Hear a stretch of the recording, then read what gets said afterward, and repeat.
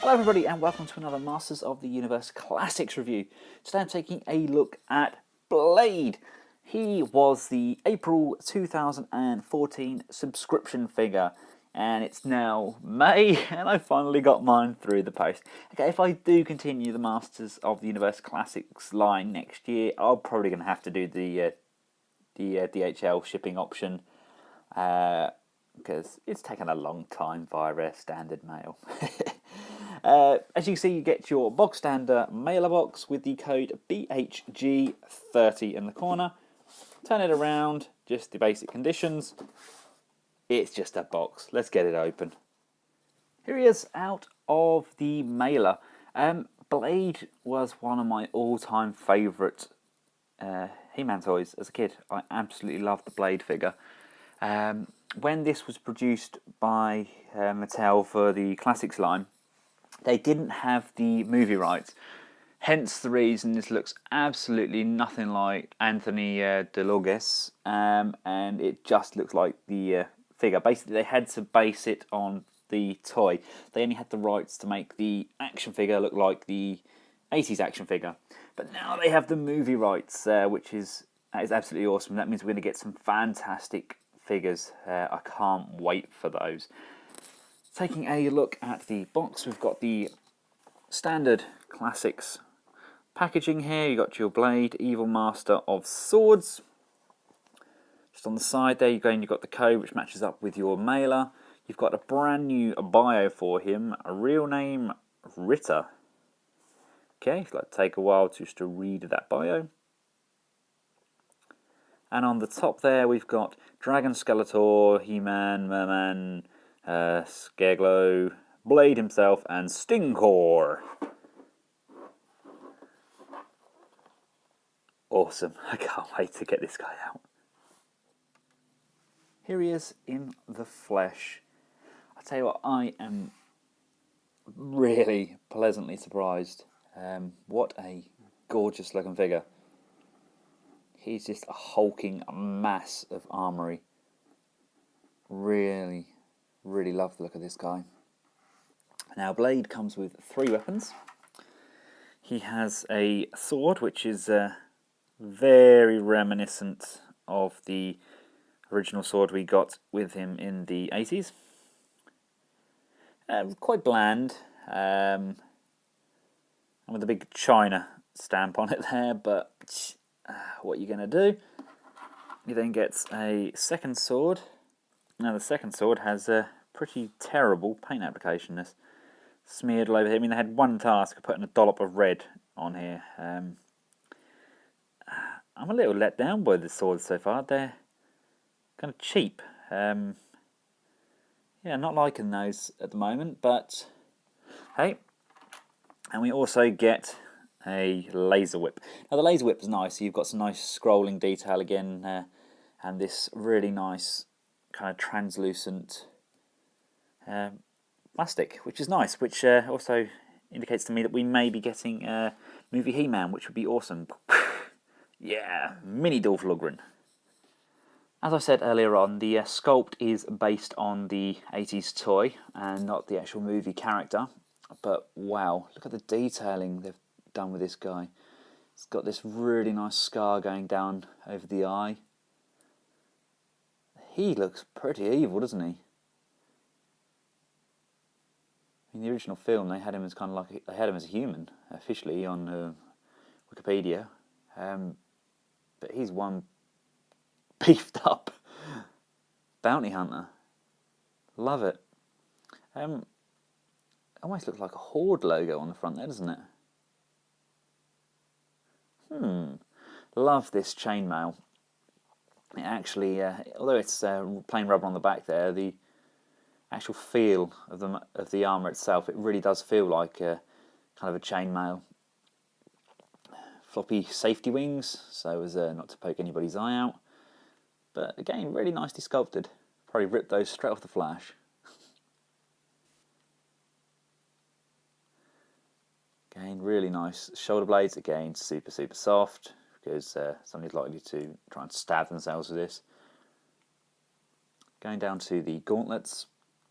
Nice paint application on the gauntlets. So far, I think, well, that's a completely new head sculpt. I think these are new gauntlets. The armour obviously is completely new. Coming down to the legs, these are new sculpted legs because they've got the blades sculpted on and really well painted actually. And I think these may even be new boots. So we've pretty much got a 100% new sculpt on this guy. Love the arrow firing mechanism on the arm there. It's really, really nice. If not a little too silver, maybe a little bit of a black wash or something on there would bring those details out a little bit more. Let's take a look at Blade's articulation. The head is on a nice ball joint, not a great looking up motion there, kind of have to tilt it back a little bit, slightly hindered, but you can push past the shoulder pads and he will do a full 360. Shoulders themselves, lift up, down, can do a pretty good 360 because the armour here is completely rubber. You've got a bicep swivel, you've got that bend at the elbow, and you've got that wrist swivel. No tilt on the wrist though. The ab crunch, due to the fact that the armour is raised at the back here, you can actually get a really good range of motion with the ab crunch, which is normally hindered when you get the armour on the bodies, but yeah, pleasantly surprised by that. Again, torso swivel is not hindered at all due to the cut of the armour, which obviously you look at it at the front, you can barely tell there is a cut in the armour, which is pretty good going. You've got the normal kind of Mattel DC-UC joint on the thigh. Woohoo! You can bend the legs forward pretty far, pretty good sitting position. Got that thigh swivel, really nice joint on the knee. You've got the boot swivel, and you've got a standard rocker. Really nice tight ankles on him. So, good articulation. The torso armour is removable. Just unpeg from the side, unpeg from the side, like so, and we can just pop the head off. Guys, at me, are these heads getting harder and harder to pull off? And there we go, we just got a standard male buck there. To get the skirt off, you'd have to remove the leg section or kind of heat pop the torso off. But like I said, just a good male buck, and he does kind of look pretty cool with that off. Maybe put some like kind of scarring or something on him. That look pretty good. It's a good torso. Whilst I wait patiently for Mattel to release the rest of the Masters of the Universe Classics movie line figures, Blade is going to stand in as Skeletor's man-at-arms. I think that's how I'll have him. Just a note to you, whilst I've been playing around with this guy, the whip is extremely difficult to get into Blade's hand. I couldn't get it into this hand at all, and this one I had to heat up slightly just to make the fingers kind of nimble enough to get the whip in. The only way I kind of managed to get it in is to have the thumb poking through the first hole and the hands gripping around here. I mean, don't get me wrong, it looks amazing. It really, really does. But should I really be having to heat up the hands? Still, at least the shoulders are facing the right way. New Adventures, Skeletor, big fail. Oh dear, Mattel. Seriously, you have one task of putting shoulders on right, and we're all looking forward to the New Adventures Skeletor, and you messed that up. Well done.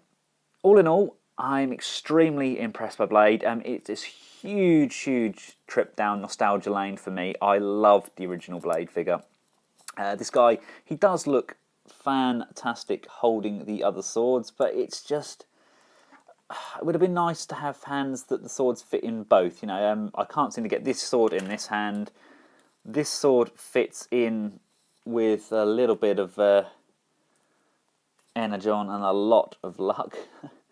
They just seem that the grip on the hands is just moulded far too tightly. It might be the paint applications on there, or you know, it shouldn't have to be struggling to get a sword in their hands. Yeah, that ain't gonna work, is it? That doesn't pass. I mean, you can see what I mean. Look, that is, if I can just get that in focus, that is the grip that I'm working with here. And you look at the width of the handle. I mean, that is a ridiculously tight hand grip.